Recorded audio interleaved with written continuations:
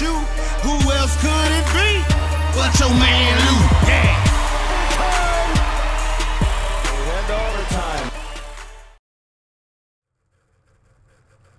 Who else could it be but me, your man, Louie T?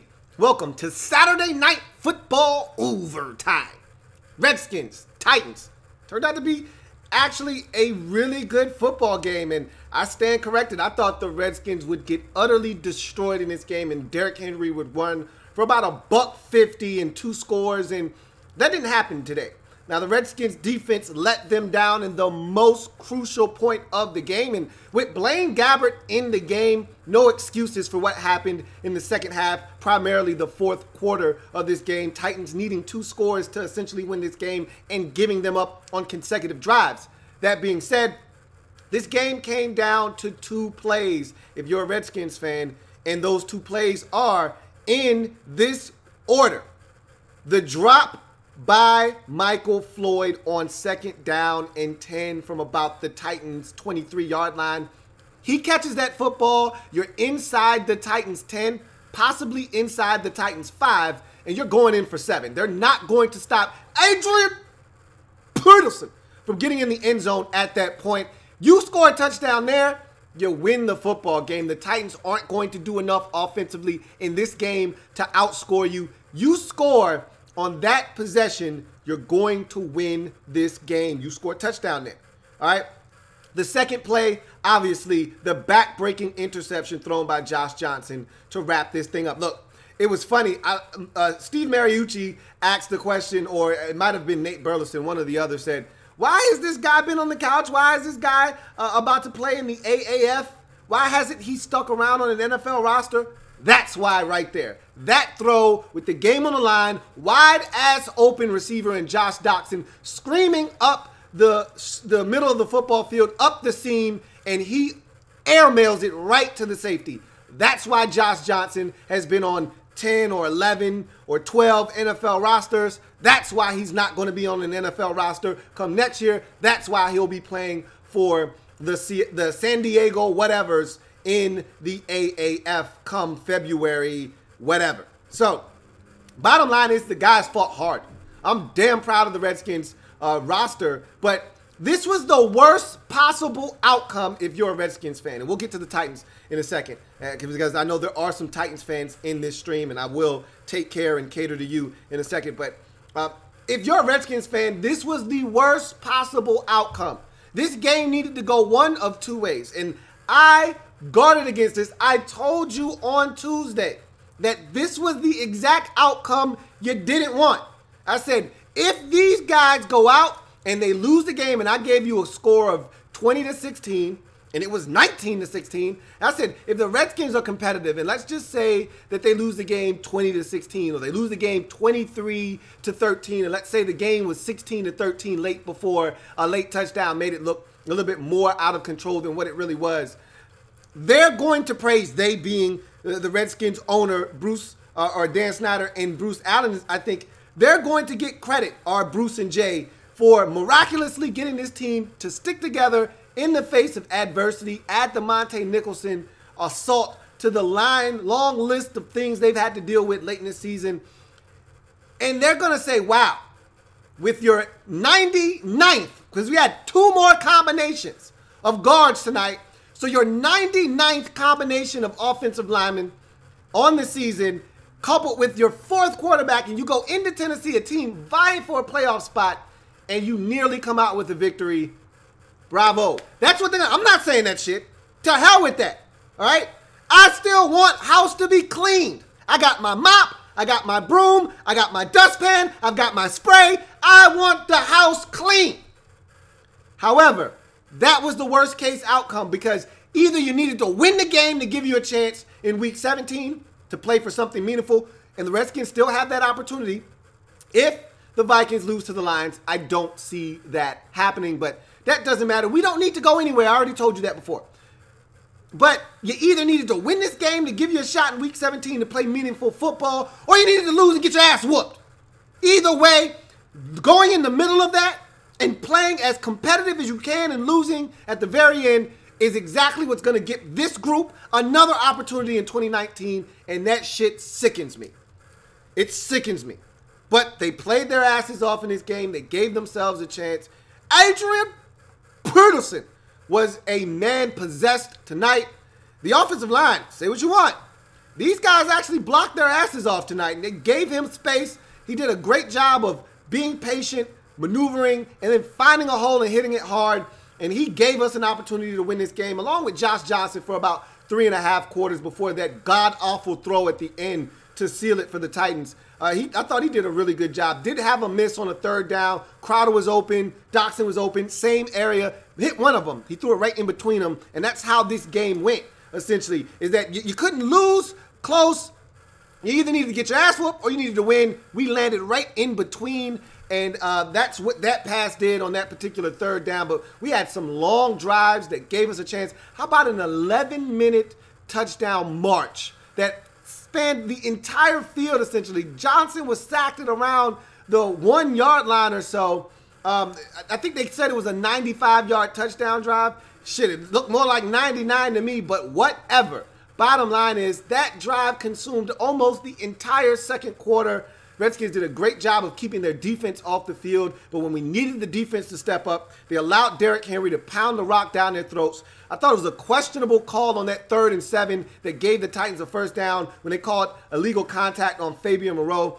Look, we've been getting ass effed by the officials all year long, so don't look for the officials to bail us out. They've done this to us all season long. So I'm not even going to cry and complain about that call. You still had an opportunity to force a field goal, and you still let them march it right down the field and get into the end zone. Don't allow the officials to impact the outcome of the game. Take it into your own hands. How about catching that pick, Clinton Dix? That helps take 3 points off the scoreboard in a game that you ultimately lost by 3. Damn the pick 6 at the end. You lost this game by 3 points. He picks that football off. We're not in a position where we're down 3 points late in this game. So, again, a lot of different plays could have swung this in the Redskins' favor. But to me, 2 plays stand out more so than any other in this game. The drop by Floyd and the pick late by Josh Johnson that killed any opportunity of winning this football game. If you're the Titans, look, you survive another week and you live to play another game next week. That matters. I don't know if you're a good enough football team to get in or not. You're Dr. Jekyll, Mr. Hyde. I've talked about this already with this football team numerous times this year. I'm not sure if I'm going to get the team that showed up and wiped the floor with the New England Patriots or got their act together after the Cowboys looked to be in seemingly dominant control of a game earlier on in that Monday night matchup before getting your shit together and then scoring on the Cowboys mercilessly in that football game? Or are you the Titans that will show up and get your ass whooped like you did against the Indianapolis Colts 3 weeks ago on the road? Or the team that showed up tonight against a Redskins team with 19 players on injured reserve, including 3 quarterbacks, or 2, not on injured reserve, but you're on your 4th quarterback if you're the Redskins, and you had Josh Johnson out there holding it down and giving his team a chance. And all you had to really do tonight was stop the run, and you couldn't do that. You lose Jarrell Casey. I don't know the extent of that. They said he walked off. That doesn't actually mean anything. We'll see what that means. You lose Mariota in this game. That could be costly moving forward. I can tell you this much. You're not going to beat the Indianapolis Colts with Blaine Gabbert. I can assure you of that. I can almost guarantee it at this point. So that elbow, which has caused him problems this season and caused him to miss a couple of games earlier in the season, may come back to finally do you in week number 17. But you did enough to win. I don't have anything bad to say about your football team. You got it done. Derrick Henry wasn't as effective as he was the 2 previous weeks, but when you needed him the most, he stepped up. How about Blaine Gabbert coming in the game and throwing some dimes?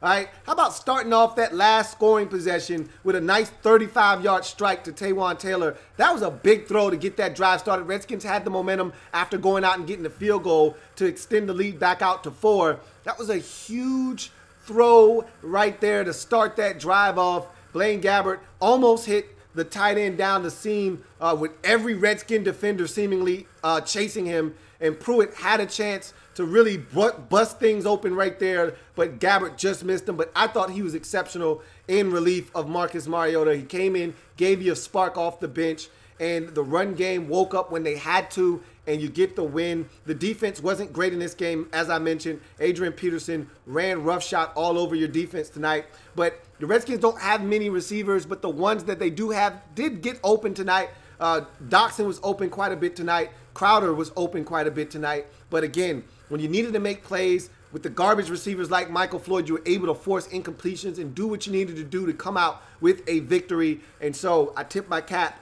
to the Tennessee Titans for surviving. They're not all going to be pretty. And at the end of the day, next week, we don't care how this one looked. We're just going to look back, and it's going to say 25-16 W, and you keep it moving. You got the win, and it's a big one because it gets you to 9-6. Currently, you're the 6th seed in the AFC. Obviously, if the Ravens take care of business tonight, which I fully expect them to do, then you will be back out of the playoff picture. But if they falter tonight versus the Los Angeles Chargers, which could very well happen, and most think it will, then you will be back on you will be in the playoffs at this moment. But again, other teams have opportunities to play on Sunday, which will give them the opportunity to jump back in front of you, i.e. the Indianapolis Colts, who have beaten you head-to-head this season. But you get a chance to exact a measure of revenge next week. You're hoping that's with number 8 in the lineup. So a big win for the Titans. It was not pretty, but most importantly, it was gritty, and it was a dub. If you're the Redskins, another opportunity to play meaningful football in Week 17, slipping right through your fingers again. The Vikings could lose on Sunday and give you an opportunity again, but at 7-8, 9-7, I was okay with. I'm not okay with 8-8. Keep your ass at home with your 99th offensive line combination and a quarterback that with the game on the line is going to throw it to the other team. I will pass. We need to go home. And honestly speaking, I'm so disappointed because the win last week coupled with this close loss probably means Jay Gruden and Bruce Allen are back in 2019. And I'm going to be honest with you. If they're back, there's really little to no hope for this football team moving forward in the immediate future. Obviously, the offseason, the draft, those will have some things to say about that. But I don't have any confidence in Jay Gruden's ability to get this team where they need to be. I don't have any confidence in Bruce Allen's ability to pick the right players, make the right decisions in the offseason. I don't have any confidence in him to keep this organization's nose clean off the field. I don't have any confidence in Bruce Allen to stop this organization from looking like one of the worst organizations in all of football. I just don't have any hope for this organization if those two are back next season. More so Bruce than Jay, but again, I was once a Jay Gruden fan. I am not any longer because I don't think Jay has what it takes to get it done. Bottom line is the Redskins had a golden opportunity in this football game, and for 3.5 quarters, they were right there. The defense fell apart late, and the offense had opportunities, and they let them slip through their fingers, and hence the Titans come from behind, win the football game 25-16, and so the Redskins drop to 7-8 on the season. Meanwhile, the Titans improved to 9-6. Let's get to your comments. I Got Munson says, the boys gave it the good old college try. People can laugh all they want, but Gabbert came in and did what they needed to. Let's hope Mariota is okay if they make the playoffs. Hank Midas says, I hope the Colts destroy the Titans.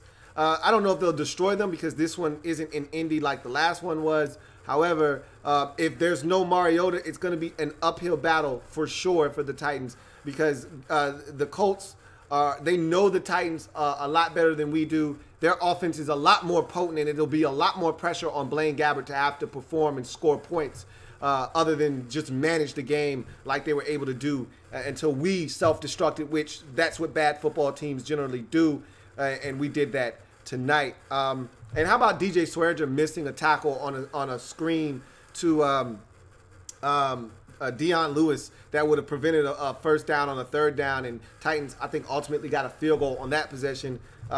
It is what it is. Let's see. Derek B says, I lose my shit every time Jay takes AP off the field. You run the ball to get to the 2-minute warning, and you don't give AP the ball. I understand your sentiment there, but at that point, I think Jay was looking to go for the jugular vein, and running the football with 2 minutes left isn't going for the jugular, it's going for the tie. Because it's not like Adrian Peterson was going to break off a 50-yard touchdown run. He might have broken off a gain of 12. He might have broken off a gain of 8, but that's not going to get you in the end zone. He was looking to win the football game. I applaud Jay for being aggressive there in that moment. And like I said, you got Doxson running up the seam, wide ass open. No complaints from me whatsoever. Josh Johnson has to hit that pass, and he froze up at the most inopportune time of the game when the Redskins needed him the most. He made his worst pass of the evening. Deron Johnson says, let's see what Deron Johnson said. Well, yeah, you tried. Still no help for my Ravens. So close. But I told every team of another team trying to get in, that was the Texans, that was the Colts, that was any other teams on the outside looking in, looking for some help. I said, do not look to the Redskins for help. You want help? Help your own damn self. Don't look to a mediocre football team to do your dirty work, or you will be left at home watching playoff football along with those same Redskins. Don't look for help from us. I tried to warn anybody out there that had a team in search of a Redskins win. Don't look for it. Ali Side says, I'm no Redskins fan, but Jay Gruden needs to go. First, he wasted a timeout during the third quarter, which, you know how I am about second half timeouts, but again, when you've got a fourth string quarterback and the play call isn't in there, or there's a misunderstanding, miscommunication. We've seen this the last 2 weeks with Josh Johnson in the game. Hell, you want to go back to the Giants ass whooping in the second half. He had to burn a couple of timeouts. This is what happens when you've got a guy that essentially just got here a little over 2 weeks ago. I'm not mad at him burning a timeout unnecessarily in the second half because it was a necessity. Normally, it's unnecessary. I don't really care what the circumstances are. In the second half, don't waste timeouts. But when you got a fourth-string quarterback, these things tend to happen. And then he says, and then he tried to waste the clock when they weren't even in field goal range, shaking my head. Look, in his mind, Josh Johnson wasn't going to throw a back-breaking pick. He had been taking care of the football the last 2 weeks. He had done it up until this point in the game. He drew up a play to get a wide-open Josh Doxson. Everything worked to perfection. 10 guys did their job on the play. Everything looked like it was trending towards the Redskins, at worst getting in the field goal range. And then one guy didn't do his job. And unfortunately for the Redskins, it was the most important guy, the guy that touches the football on every snap, the quarterback, and it was an interception. Ali Side says, anyway, both coaches have no clue how to control the clock. That's part of the reason I want Jay Gruden gone. He doesn't understand time management. Never has, never will. RG3 hashtag says, we out the playoff picture now thanks to the Skins, but we have a chance to win the division. 2 losses for the Ravens and Steelers. Good luck with that. You're going to need it. You're not going to get 2 losses out of the Steelers, who have the Bengals in Week 17. And you're not going to get 2 losses out of the Ravens, most likely. I still think they're going to win tonight. If they don't win tonight, they could easily lose to the Browns next week. But the Steelers are the team that won't lose 2 games in a row. But like you said, you got a shot. We'll see what happens there. Derek B says, you were wrong, Lou. First pick wasn't Johnson's fault. Doxson stopped on the route. The ball was on target. He punked out. Irvin and LT saw it. Burleson is an idiot. I saw a ball that looked like it was too far out in front. I need to watch the replay. If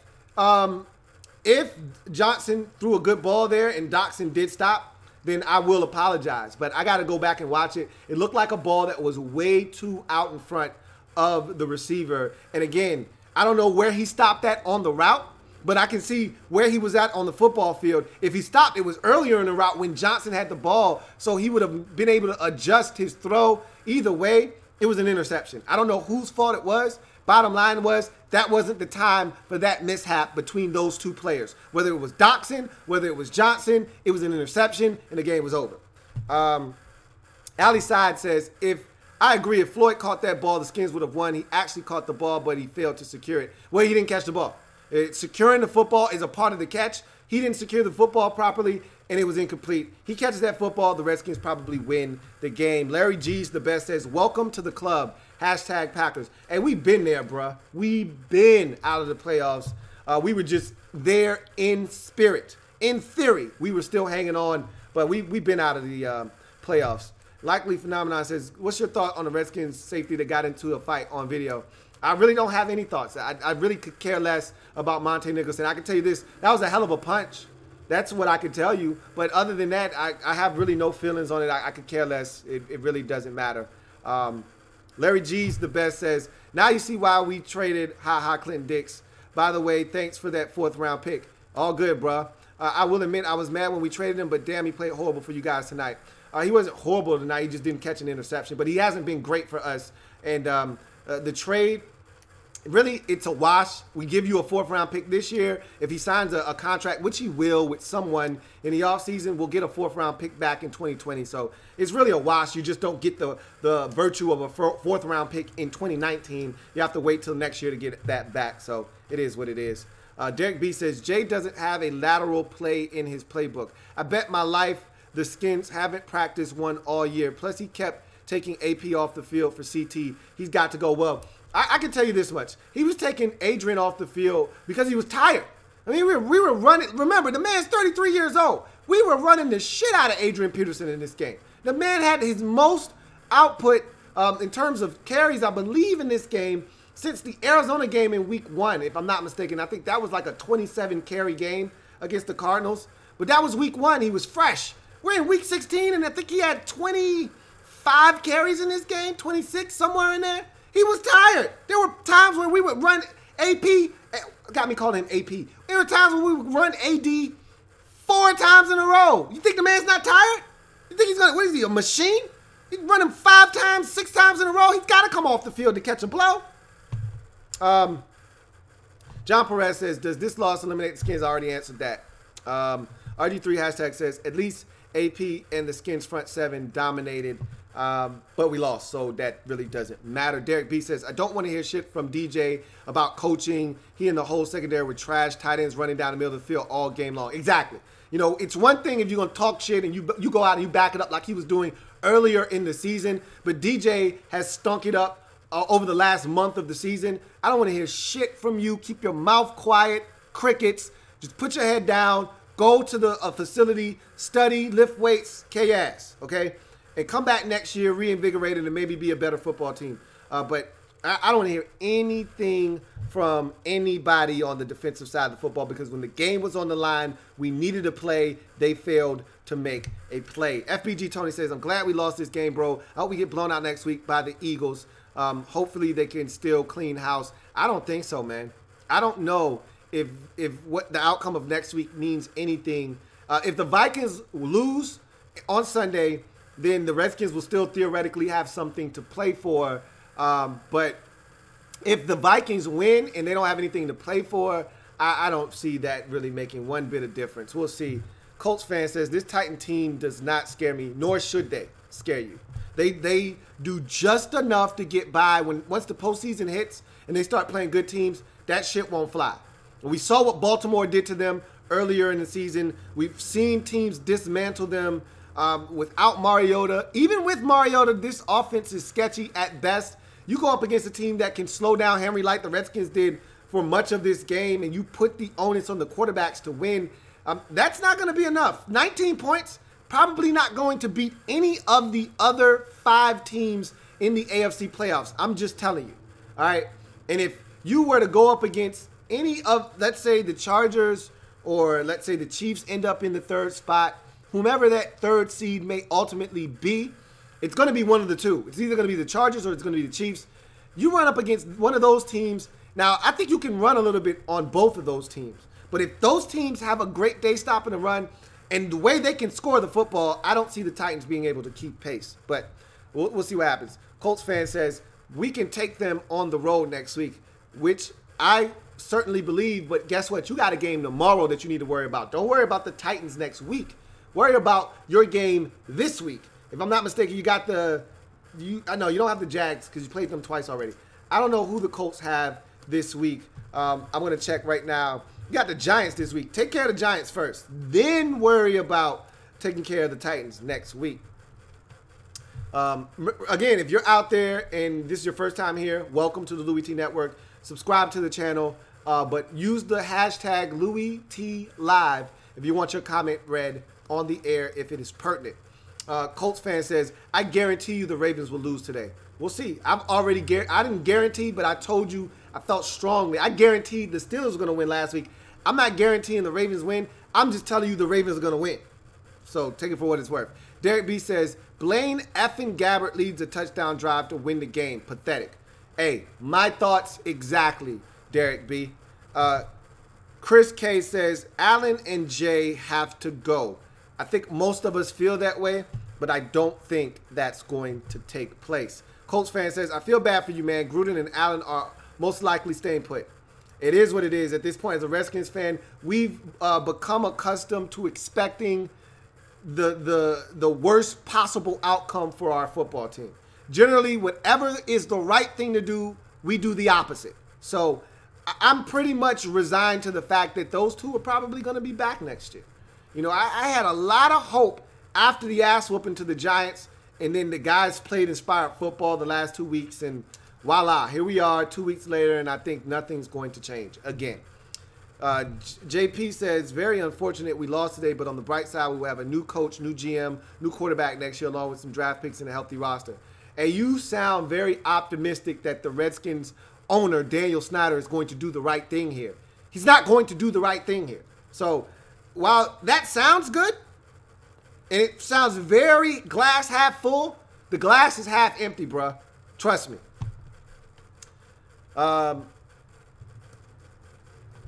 Derek B says, hey, thanks for the super chat, Derek B. He says, I'm new to the Louie T Network this year, bruh. Thank you for the great content. Job well done. Merry Christmas to you and your family. Same to you, Derek B. You've been one of my favorite guys to talk Redskins football with this year. Can't thank you enough for your presence on all of these streams. And thank you for the super chat. And once again, Merry Christmas to you and yours. And may your New Year's be just as great as well. Let's continue on with the comments, though. Let's see. We are at WDMV362radio.com. Keep up the good work, sir. YouTube needs to certify your channel because you are putting out consistent quality content. Hey, I appreciate that, man. I really do. Mark Block says, we are the worst tackling team in the NFL. We're up there, bruh. We missed some tackles tonight that allowed some drives to stay alive, including the very first drive of the game where I really was upset with Zach Brown because you got Ionitis coming from the inside. So the inside is taken care of. Mariota can't cut it back. You're supposed to stay outside and keep contained. He goes inside. It's a low IQ football play. Mariota goes right around him, tiptoes down the sideline, picks up the first down, keeps the drive alive on a third down, which would have resulted in a field goal again in a game that you ultimately lose by 3. Damn the pick six late. In a game that you ultimately lose by 3. That's the difference between you winning the game and losing the game. Making a sound football decision. You decide to go inside, he goes outside, they get a touchdown, 3 plays later, you lose the football game. Gotta be smart, but we're not a smart football team. Marcus Purnell, what up, MP? Gosh, it's been too long, bruh. Man. What up, big bro? He says, you are a little harsh on Josh, man. LOL. I think he's showing why he should be able to solidify a backup job in a league where Osweiler and Driscoll are holding down jobs. I don't disagree with that. I don't think he's a starter in this league, but you can't tell me that he doesn't deserve to be one of the 64 quarterbacks in this league. I agree with that. I wouldn't even mind him being a backup on this team, especially if the starter is Alex Smith, because his style kind of mirrors that of Alex Smith. They're one and the same, essentially, where you're not going to get a ton of passing yards, not going to have 300-yard passing days, but not going to turn it over very much.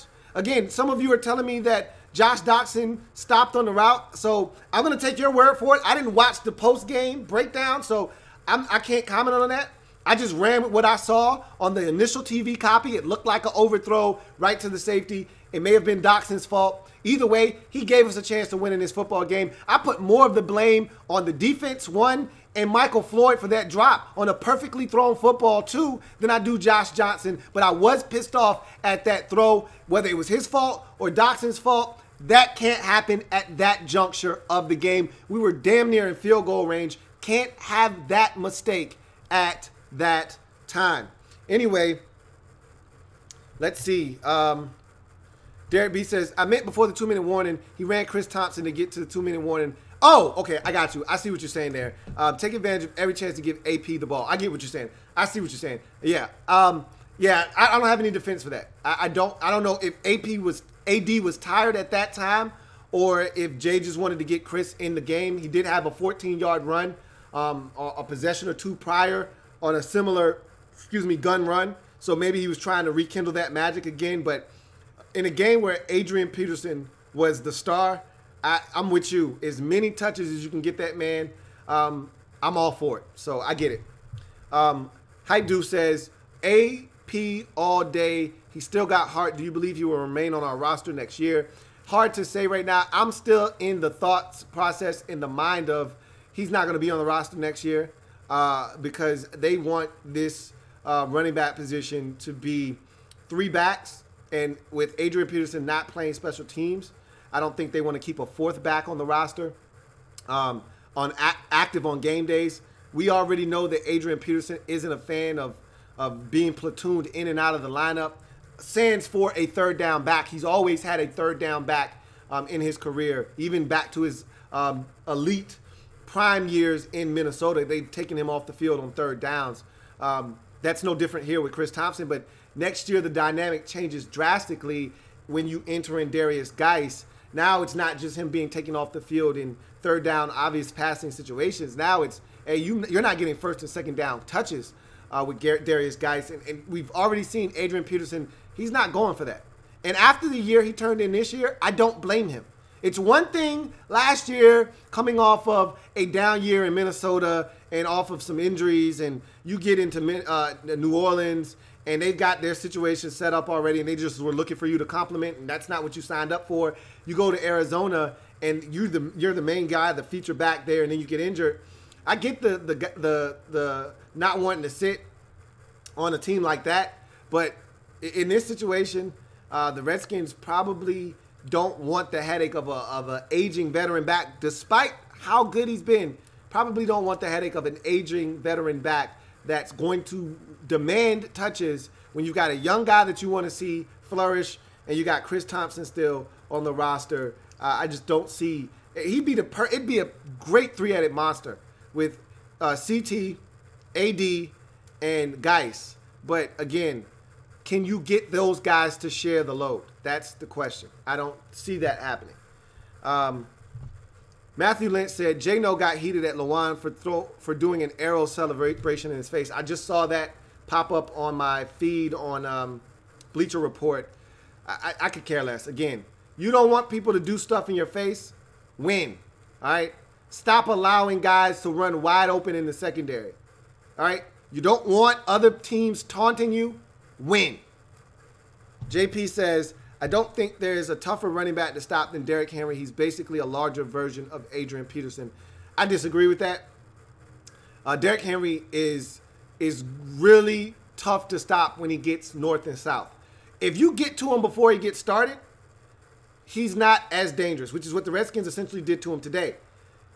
There are backs in this league that you can get to them before they get started, and they can still juke the draws off of you and get more yards than what the play was blocked for. Derrick Henry isn't that kind of guy. You get to him before he gets started, you can bottle him up in the backfield. He gets downhill, though. He gets ahead of steam. Now he becomes a load to deal with and one of the hardest guys to tackle in the league. Deshaun Taylor says, Louie, you told us what was up, so I'm not, he says, I'm hopeful every time. They fought hard, but eventually they melted like ice in this loss, essentially, is what he said. KC says, yes, the old let the ball go through my hands and let the receiver make a play on it instead of intercepting it move. Good looks, haha. I'm still not laughing. Yeah, and then he had a nerve to be laughing on the sidelines about it. Catch the goddamn ball! Colts fan says, honestly, I like Mariota. The Titans should continue with him as their future after this year. I don't see him going anywhere. So even though he can be inconsistent at times, I don't see Mariota going anywhere. No, I don't go to Redskins games very often, Colts fan. I don't like the location. It's not a great game day experience. Maybe when they get the new stadium, wherever it turns out to be, maybe then, obviously I'll go just to check it out, just to say I've went before. But in the future, I plan on attending many NFL stadiums, including that in Washington. So that's something that will change in the near future. Gopi S says, which quarterback would you draft in this year's draft class? In my opinion, I think we should draft Jarrett Stidham in a mid-round pick. It's hard to say right now. I haven't done my homework on all of these quarterbacks. You're talking about Stidham, the quarterback out of Auburn. I got to look at these quarterbacks and see what they bring to the table. I am a fan of the Redskins selecting a quarterback in the mid-rounds as well. Anywhere from the 3rd to the 5th is all fine by me. I do not want the Redskins spending a 1st or 2nd round pick on the quarterback position unless there is a guy you absolutely love in the 2nd round. We're not going to get great value at the quarterback position in the 1st round, so I don't think there's even a discussion to be had because we're going to end up with the 17th or 16th or 18th pick in the draft when it's all said and done. So I'd much prefer the Redskins to wait until the 3rd round when the value is greater at the quarterback position. We'll see what happens. Redskins fan says, should the Redskins take a chance on Will Grier? I'm not a Will Grier fan, but if you get good value on Will Grier, I have to watch more tape on him. I just know I've watched quite a few games where he's thrown some back-breaking interceptions, takes some risks with the football that I'm none too thrilled with, especially in the college game where if you're a good quarterback, you should be shredding college defenses.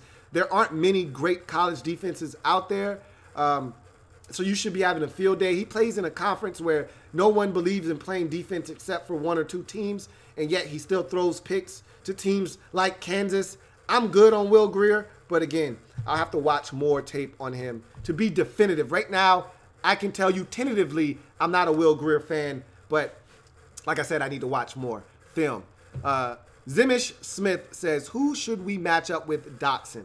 I don't know the receiver position yet. Again, give me about a month or 2, and I'll be able to have these conversations with you guys as to who is the best fit for the Redskins at their pick.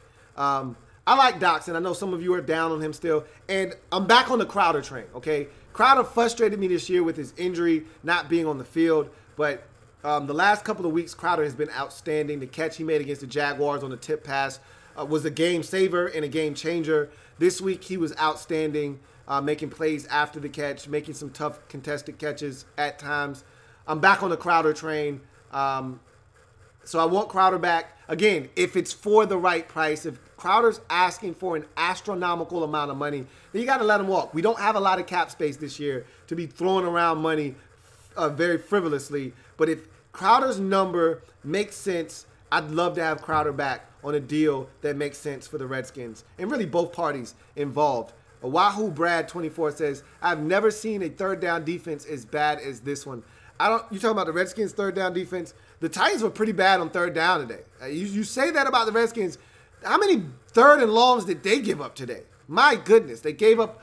I mean, that 11-minute drive in the second quarter, how many 3rd downs did they give up, including the first one? They had us out on 2nd and 27, and somehow we converted on 3rd and long on that drive. The first of many 3rd downs converted on that drive. They weren't very good on 3rd down either, but our 3rd down defense, to your point, is not very good. Hasn't been, still is one of the worst in football. Bam says, when the Redskins drafted Josh Dotson, I thought he could be a true number 1 receiver. Boy, was I wrong. You and everybody else, including myself, I'm going to raise my hand because I was ahead of that whole group of you guys, or hell, us. Let's call it what it was, us. We all thought that Josh Dotson was going to be a stud in this league. We were all wrong. He is nothing more than a number 2, probably more suited to be a 3rd option in this league. Zimish Smith says, what happened to Cam Sims? He got injured. He got injured earlier in the season. Redskins put him on IR. He will be back next season. Likely Phenomenon says, Redskins started so strong, then Alex went down. Did you predict this type of season? I said the Redskins, before the season started, were going to go 9-7. I thought really at the midpoint of the season when we were 6-3 with Alex Smith in the lineup, I thought that this team was going to win 10 games. I really thought that this team was going to win the division, win 10 games, and be a tough team to deal with. I didn't see this collapse coming, but then again, I didn't see the Redskins having to funnel through 3 different quarterbacks to finally land on Josh Johnson. I didn't see the Redskins having injuries to guys like Brandon Sheriff, to guys like Jordan Reed late in the season, to guys on the defensive side. We didn't have that many defensive injuries this season, but the injury to Dunny really killed us on defense. That might have been the biggest injury after the quarterback position. To be honest with you, the injury to Sheriff and Dunny, not enough people talk about the injury to Dunny. Those 2 injuries might have single-handedly deflated this season, because if Dunny stays healthy, I think defensively we're able to do a little bit more than we were. You got to be a little bit more cautious defensively when you've got the likes of Danny Johnson and Greg Stroman on the football field. It puts you in a little bit of a conundrum and a bind when you've got those guys outside, and it forced them to take Fabian Moreau, who they thought was playing good football in the slot, and play him outside because they really didn't trust the boundary play of Stroman or Danny Johnson. So that was a huge injury that no one really talked about, but obviously the injuries on the offensive line were crucial. The quarterback position, that goes without saying. Too many injuries to overcome for this Redskins team. Zimmy Smith also asks, what should the Redskins do with Norman? Right now, I want to see how the offseason goes. I think the Redskins are probably going to part ways with Josh Norman, though. If I had to guess, that number that he's due, I think that's a number they're not going to be willing to pay. And I think the Redskins only take a $3 million cap hit if they were to release him. Whereas if they keep him, they're on the hook for about 16 or 17 million. So you're looking at a savings of right around, $13, $14 million roughly. I think the Redskins are probably going to cut their losses with Josh Norman and move on. But if they kept him, I wouldn't have a problem with that. I know some Redskins fans aren't a fan of Josh Norman and would like to see him go. I don't actually have a problem with Josh Norman, to be honest with you. We don't have enough depth at corner to be cutting ties with the best one that we potentially have. And so I don't have a problem with him sticking around, but it wouldn't shock me if they went ahead and got rid of him. The Bad Boy Saints, Deshaun Taylor says, hey, appreciate the super chat, Deshaun. He says, hashtag Louie T Live, one word, Hollywood. I would love to take a stroll down Hollywood Boulevard, man. I would love to go down Hollywood Boulevard, bro. I really, really would. The Bad Boy Saint says, Dan Snyder is going to have to throw the fans a sacrifice, so either Bruce or Jay has to go if he wants the fans to show up and show out. I hear you, bro. And really, the sacrifice, if it's going to be one or the other, it has to be Bruce. Most Redskins fans are willing to take another year at Jay Gruden if it means that Bruce Allen is gone. But if Bruce keeps his ass in D.C. and Jay Gruden goes, that's not enough. Now you're allowing Bruce Allen essentially to pick yet another head coach. He needs to take his monkey ass on the road. Pack your shit up and go. Much faster than slow. So while you're right, the Redskin fans need a sacrifice. Really, I want both. But if I had to choose one, it's got to be Bruce. That's the only sacrifice that makes anybody happy. It's similar to Vinny Serrato after the 09 season where Redskin fans had it. We had enough with Vinny. He was like, look, we can't take this shit no more. If Vinny's back, I quit. So Vinny had to go. A lot of Redskins fans kind of feel that same way with Bruce. I don't know if we've gotten to that point yet where it's like Bruce has to go or else ... But I feel that way. Bruce needs to carry his ass. For sure. Zimish Smith says, should we draft another running back? No, we shouldn't draft another running back, especially with AD doing what he did this year. If you're not convinced that you got enough with AD if you want him back, Geis and Chris Thompson, and you know Jay, if he's around, Jay loves him some Byron Marshall. Why? I don't know. But he loves him some Byron Marshall. No way. Derek B says, Payne was a major factor in containing Henry, forced a punt from the drive at the end of the first quarter by throwing Henry down and batting a pass on third down. No sack, but huge impact. I agree. I thought that to myself watching the first half of this game. I said, man, Payne has been a force up front. You're right. There was a play there where he got to Derrick Henry and got a stop in the backfield. And then there was a play where he batted the football down. He had another play later on in the third quarter where he made a play, and then he came back and he told him, I see the shit. I see it. I'm diagnosing what you're doing. I see it before you do it. So I thought he was extraordinary in this game. And he's been really good this season again. Don't misconstrue my thoughts on Payne. I think he's a good football player. We're not going down that road again. You guys know how I feel about Payne. I think he's a good football player.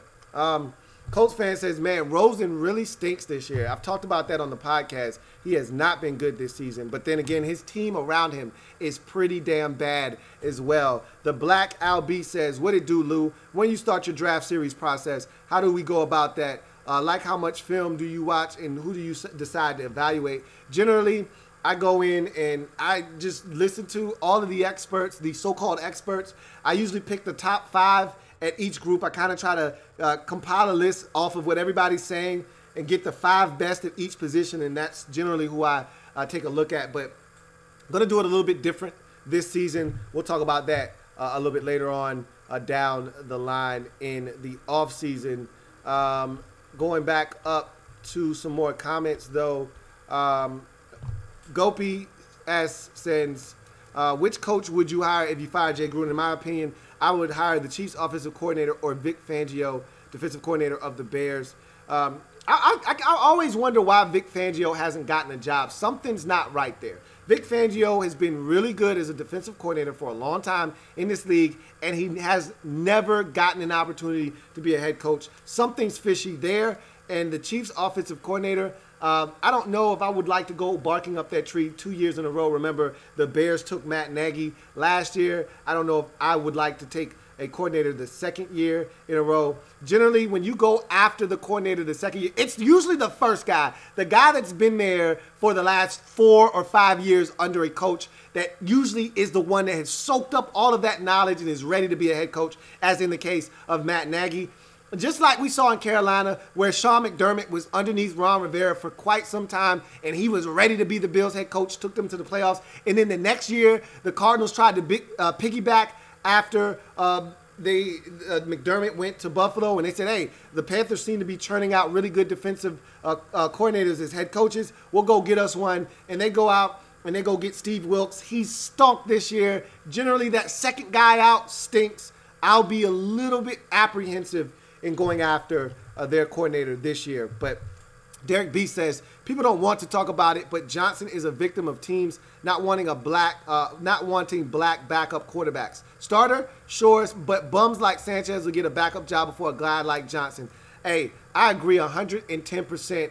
I'll say this much. He's been on a bunch of teams, and the reason he's been on a bunch of teams is because he's smart. Teams understand how smart he is. He picks up offenses very quickly. However, his style of play doesn't mesh with a lot of teams who run traditional style offenses. Now looking around the league at this Titan team that we played today, a team like the Redskins, there are a number of other teams that run similar offenses. Carolina, for instance. Number of teams that could use a guy like Josh Johnson, a mobile quarterback. Seattle is another team. I don't know how Josh Johnson isn't in Seattle as a backup. All of these teams that run these similar kind of spread offenses where they're in pistol or shotgun quite a bit, they run read option, and they use their quarterbacks as a rushing threat. How is Josh Johnson not on one of these teams as a backup? You got me. I'm with you 110%, Derek B. I think he is a victim of teams dismissing him because of the color of his skin. I agree. But I think also you have to take this into consideration as well. A lot of teams don't run systems where they feel like Josh Johnson fits. A lot of teams, because I know a guy that absolutely loved Josh Johnson, and anytime he needed a backup, he would go get him, is Rex Ryan, because he always had a quarterback like Tyrod Taylor that ran a similar offense. A lot of times these teams don't want to have one offense for their starting quarterback, as in New Orleans with Drew Brees or Pittsburgh with Ben Roethlisberger, and then have to have a totally separate offense that you're going to run with a guy like Josh Johnson. So that also goes into consideration when talking about Johnson. But I agree with you that he's been shortchanged because of the color of his skin to a degree. Chris K says, is there a standout defensive coordinator we would land and end up keeping Jay? Our defensive culture might be the problem if we were stuck with Jay and Bruce. I think that they would definitely move on from our defensive coordinator, Greg Minuski, if Jay and Bruce stuck around. That might be the one peace offering that they do extend, that one olive branch, which would not be nearly enough. But the only guy that comes to mind if he does not remain a head coach is Todd Bowles. Obviously, Bowles would want another opportunity to be a head coach, and he may actually get that. But if he has to be bumped down to defensive coordinator, I'd love to get my hands on a guy like Todd Bowles. I don't think we've ever had, since the days of Greg Williams, an aggressive enough defensive coordinator that's not afraid to put his players in some compromising situations, not afraid to mix up coverages, not afraid to put the onus on his players to be smart enough to understand defensive concepts that may not be the easiest to adjust to, but make these guys go out and learn. I think he'd be the perfect guy to bring in, but we'll see what happens. Matthew Lynch says, DJ just ripped Minuski for not playing zone. Just shows the lack of discipline of the coaches, not telling DJ to shut up. Again, this is the kind of environment and culture that Jay Gruden has allowed to manifest itself in Redskins Park. Guys feel like they have every right to speak their mind. They feel like they have the ammunition to say whatever they want. And when they lose a game like tonight, they feel like they can just go off, machine gun at the mouth, and spray whatever coach or player that they feel like spraying at that time. And Jay has given every one of these players the ammunition, full clip, to go out and spray whoever they want. And that's why Jay has to go, which is why I am steadfast in my belief that Jay Gruden is not the man for the job. Mason Foster should have been released after that whole ordeal. Either that or his ass needed to be benched for the remainder of the season. But a statement needed to be made that this is not how we conduct ourselves. This is not what we do. But that's not Jay Gruden's temperament. That's not in his DNA. He allows these types of things to fester. And now you have a guy like DJ Swearinger, who isn't playing good enough to be criticizing anybody, out spouting his mouth. Tyler Pomerantz says, who has more potential, Bowanko or Sprinkle? Sprinkle, obviously, but Bowanko and Sprinkle are two guys that their ceiling isn't very high. I like Jeremy Sprinkle. Sprinkle me, bitch. Sprinkle me. I like Jeremy Sprinkle, but he's an average tight end in this league. Bowanko is a backup guard at best. I don't see much from either one of them, but Sprinkle, since Josh Johnson has taken over, has gotten more opportunities in the passing game. Let's see. Any more comments before we get out of here? We got 7 minutes. Wahoo Brad 24 says, what's your opinion on Jeremy Sprinkle? I like what I've seen out of him. I wouldn't mind him starting next year. Trade Jordan Reed and draft another tight end in the late rounds. I don't know if I feel that strongly about Jeremy Sprinkle. I like him as a backup. I think Vernon Davis may be gone after this season. We'll see what kind of cap ramifications he has, because I think he's got one more year left on his deal. But if the Redskins feel like they can get out and they don't want to keep him around and they may be able to save some money, they may ultimately do that. They probably have liked what they've seen from Sprinkle of late as well. So that I wouldn't be shocked if they made a move there. But I don't think I like Sprinkle enough to say, hey, he's good enough to be your starting tight end. He's not explosive. He's not dynamic. He's solid. I still want a difference maker, because the tight end position has become one of those mismatched nightmare positions in this league. If you don't have a dynamic tight end, it does stunt your growth as an offense. And so you look at the most prolific offenses around football, and a lot of them have dynamic tight ends. Hell, even Benjamin Watson, who is 87 years old in New Orleans, still getting it done at a very high level for one of the best offenses in football. We know of Travis Kelce in Kansas City. We know what Gronk has been over the years for the New England Patriots. You look at some of the better offenses, it starts at the tight end position with a dominant player that creates mismatches. Look at the Eagles with Ertz, and now they went out and got Goddard. They've got a mismatch nightmare set situation there at the tight end position. You want your offense to stand out. The tight end position is one of those positions where you can create matchups. I don't see Sprinkle being a mismatch for anybody, so I don't buy into that one there. Likely Phenomenon says, you don't need a running back when you have Darius Guy. Simple. I don't think they're going to draft another running back, nor should they. Colts fan says, honestly, these teams looking to hire offensive geniuses should first hire a dictator-style coach. We saw what happened in Jacksonville. Last year, it was a good situation for them in hiring Doug Marrone. We'll see what happens. But the next game is about to take place.